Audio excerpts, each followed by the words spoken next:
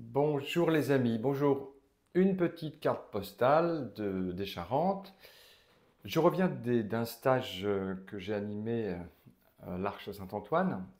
Et lors du stage, quelqu'un m'a posé la question de savoir quel était le lien entre Ramana Maharshi et Douglas Harding.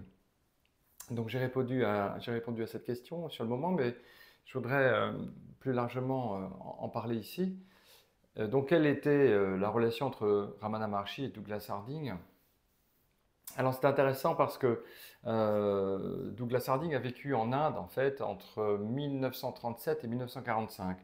Donc, il aurait très bien pu rencontrer Ramana Maharshi, qui vivait justement dans le sud de l'Inde à cette époque. Il est mort dans les années 50.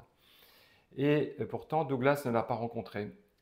Euh, il ne le connaissait pas bien, en fait, je crois, je ne sais même pas s'il le connaissait à l'époque. Et par la suite, Douglas a dit, quand il est revenu en Angleterre, il a dit que Ramana était devenue sans doute une des personnes spirituelles les plus importantes pour lui, en tout cas une des personnes qui l'ont le plus influencé. Donc, quel est le lien entre Douglas Harding et Ramana Maharshi, puisqu'il n'y a pas de lien direct, ils ne se sont pas rencontrés. Alors, Douglas a beaucoup écrit, par contre, après dans la revue de l'ashram de Tiruvannamalai, qui s'appelle Mountain Pass. Il a écrit beaucoup d'articles dans lesquels il a d'ailleurs dit sa gratitude à l'égard de Ramana Maharshi. Alors voilà en 3 ou 4 points ce que Douglas retient de Ramana Maharshi. D'abord, premièrement, l'importance de la question qui suis-je. La question qui suis-je est centrale, bien sûr, chez Ramana. Elle était importante déjà dans la Dvaita Vedanta, mais avec Ramana, ça prend un relief particulier, hein, l'Atma Vikara, l'enquête sur le soi. Et cette question qui suis-je a été aussi l'axe central de la vie et de l'enseignement de Douglas Harding.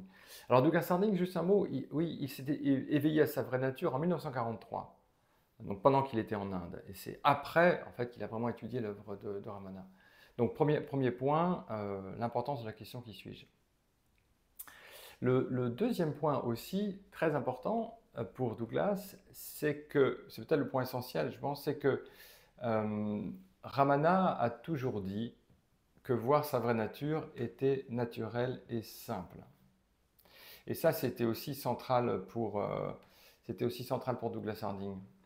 Douglas Harding, dans son expérience, constatait que c'était simple de voir sa vraie nature, même si des gens lui disaient autour de lui, non, c'est pas si simple de voir sa vraie nature, c'est plus compliqué. Euh, donc Douglas a toujours dit que c'était simple, que c'était naturel, et c'est aussi ce que disait Ramana Maharshi. Je me souviens que quand j'ai rencontré Douglas, il citait assez régulièrement cette phrase de Ramana. Il est plus simple de voir le soi que de voir une groseille dans la paume de sa main. Groseille ou prune, alors selon les histoires, mais il est plus simple de voir le soi que de voir une groseille dans la paume de sa main. C'est quand même une phrase forte. Et Douglas nous le disait aussi. Voilà, voir sa vraie nature, c'est simple. Il y a un troisième point aussi essentiel pour Douglas, sur lequel Ramana insistait, c'est que Ramana ne demandait pas aux gens de se changer pour être à même de voir leur vraie nature. Il ne leur demandait pas de s'améliorer, de se purifier, voire même de méditer.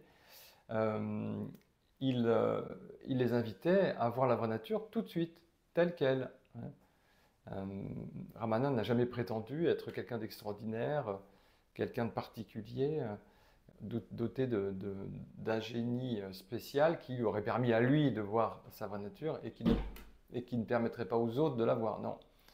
Donc, pas de préparation préalable, on peut tout à fait découvrir sa vraie nature tout de suite. Et ça, c'est un point aussi central chez Douglas. Jamais je n'ai entendu Douglas demander à quelqu'un, bah écoutez, vous n'êtes pas prêt à voir votre vraie nature, allez d'abord méditer, allez d'abord purifier votre inconscient, allez d'abord travailler psychologiquement sur votre personnage, et puis ensuite revenez me voir dans 5 ans ou 10 ans. Non, jamais. Douglas nous invitait tout de suite à découvrir qui nous sommes, sans tous ces préalables, sans tous ces préliminaires. En ce sens-là, la voie directe de Douglas était très proche de ce que disait aussi Ramana. Et donc, finalement, Ramana était sans doute le maître spirituel, l'enseignant que citait le plus régulièrement Douglas, pour ces raisons-là, en fait. Et surtout pour le fait que c'est vraiment voilà, c'est simple de voir le soi, c'est naturel. Et pour revenir à cette histoire, donc, que disait Douglas Ramana, il est plus simple de voir le soi que de voir une groseille dans la paume de sa main. Ben, j'ai fait une vidéo là-dessus, mais je vous invite à regarder, à faire cette expérience avec moi. Donc tendez votre main comme ceci.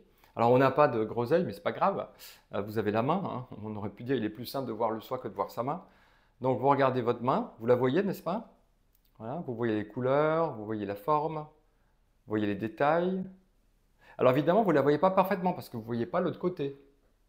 Donc pour voir l'autre côté, il faut la retourner. Donc c'est une vue imparfaite de la main. Et puis avec un microscope, vous verriez encore d'autres détails. Et puis s'il n'y avait pas de lumière, là, il ferait nuit, vous ne verriez pas votre main. Donc en fait, voilà, on voit la main, mais pas complètement. On la voit. Maintenant, vous faites remonter votre attention le long de l'avant-bras. Hein. Vous arrivez au creux du coude. Remontrez votre attention vers l'épaule. Voilà. Et qu'est-ce que vous découvrez au-dessus de l'épaule? Sinon un espace vide, une ouverture consciente, transparente, sans forme, remplie du monde. Maintenant, vous pouvez revenir à votre main. Vous voyez votre main, n'est-ce pas? Et vous voyez votre main. Et en même temps, vous voyez bien que la main apparaît dans cet espace ouvert que vous découvrez au-dessus de vos épaules. Donc pour vous, c'est là. Hein, je le fais pour vous. Voilà. Voilà. Donc vous voyez votre main et en même temps, vous pouvez tout à fait prendre conscience de l'espace dans lequel la main apparaît. Ce n'est pas l'individu qui voit la main, c'est l'espace qui est conscient de la main. Enfin, il n'y a même pas cette dualité espace et main, il y a une unité, il y a une ouverture remplie du monde. Voilà. Donc, voilà pourquoi Ramana était si cher à Douglas. Et dans plusieurs articles, il dit sa gratitude à l'égard de cet enseignement qu'il expérimentait et que nous pouvons nous aussi expérimenter maintenant. Voilà. Nous voyons que la main apparaît dans cet espace ouvert. Voilà, voilà les amis, cette carte postale. À bientôt!